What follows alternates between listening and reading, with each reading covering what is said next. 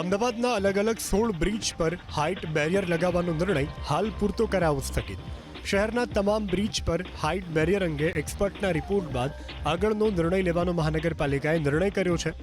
High court અને રાજ્ય સરકારમાં આવેલા તમામ બ્રિજ પર લોડિંગ ક્ષમતા દર્શાવતા design capacity information sign board લગાવવાની તેમજ જૂના બ્રિજ પર રિસ્ટ્રિક્ટેડ હાઈ બેરિયર લગાવવાની સૂચના આપવામાં આવી હતી, જેના આધારે મહાનગરપાલિકા શહેરની હદમાં આવેલા તમામ બ્રિજની સ્ટ્રક્ચરલ સ્ટેબિલિટી ફિઝિબિલિટી આધારે વિગતવાર ટેકનિકલ તપાસ હાથ ધરવામાં આવી છે.